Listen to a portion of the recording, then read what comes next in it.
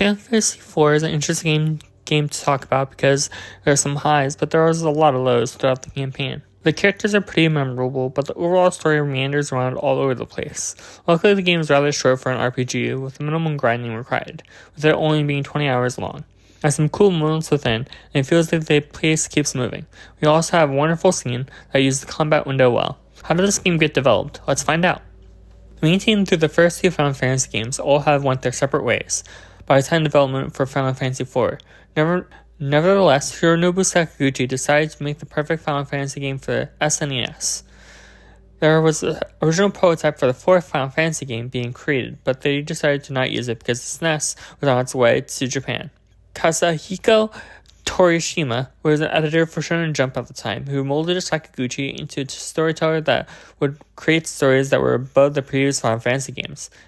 In the end, the game needed to have to remove 80% of the dialogue, but it didn't change the story much other than change unneeded dialogue that was part of the game, which helped improve the overall story. I really love the way the Square team used battle scenes as cutscenes in the game. It is used often, but it is mostly effective throughout the experience. At first, having 5 party members was confusing, but I quickly got used to it. There's the ATB system, or the Additive Time Battle system, which is great. It has been used for the next 6 games in the series, so I better get used to it. We finally have the MP system, which makes the game a lot of fun to play around with. The only problem with the game I have is that there is no customization between any party members.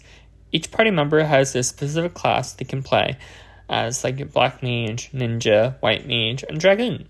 You can't change these classes like in Final Fantasy III. It plays more like Final Fantasy I. Luckily, there's no real grinding sections in this game besides the final boss, which could have been easily added more hours to this game. Luckily, there are boosters to help make the grind less tedious. I wouldn't have beaten the game otherwise, because I started level 50 and needed to grind 20 levels in order to have a chance at the final boss. The story was okay, I guess. Groundbreaking at the time, I'm sure, but now the game feels a tad underwhelming. There are some interesting plot points, like Kian ending up stealing the last crystal, or that there's a civilization on the 2 moons. They don't really get to go anywhere or get fleshed out for whatever reason. Plus, you have Cecil becoming the paladin, which is talked about for one whole battle where he has to fight his inner demons, but that only takes place for a single quest up the mountain of Ordeals, then never heard from again. I wish that the final boss is more memorable, but then again, I don't even remember his name, just what the final boss looks like. Even that will fade of time. The most memorable moment for me was finding out that Gulbets is Cecil's brother, which was truly surprising to hear. The music is great as always. Talking about it, I feel like one of the best ones to listen to with many memorable tracks to think about, like the main theme, the Fat Chocobo music, and the Red Barons.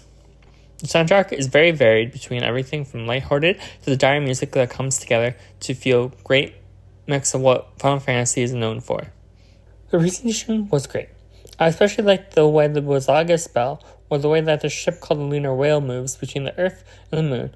All the character sprites were really good and different enough where I can see them all being from all over the world with different cultures. At the beginning of the economic pop this game came out in, it delivered a hopeful look into the future of the game series. It's a good base for the rest of the Final Fantasy franchise to build off of. It's the first story that truly felt connected to the characters, but it still doesn't have the refinement I was looking for. It's the first story that I truly felt connected to the characters, but it still doesn't have the refinement I'm looking for out of a JRPG story.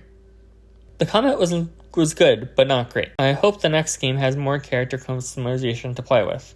I also hope that there are more story beats that go on throughout the game, rather than feeling it comes and goes.